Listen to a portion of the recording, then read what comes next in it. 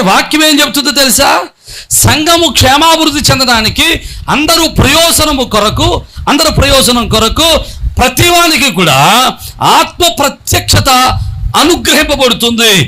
ఈ 9 వరాలను, కృపావరాలను సేవకులకు మాత్రమే కాదు పరిశుద్ధాత్మ దేవుడు ఇచ్చేది, ప్రతి విశ్వాసికి ఇస్తాడు. ఆత్మవరాలు సేవకులకు మాత్రమే కాదు.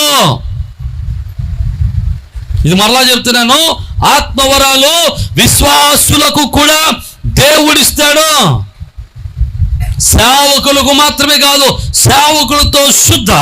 సేవకులతో కలిపి విశ్వాసులకు కూడా ఒక్కొక్కరికి వారి విశ్వాస పరిమాణము చొప్పున, ప్రతి ఒక్కరికి వారి యొక్క విశ్వాస పరిమాణము చొప్పున ఆత్మవరములను పంచి పెడతాడు. అయితే ఆత్మవరములు కలిగిన ప్రతి ఒక్కడు సేవకుడు కాదు.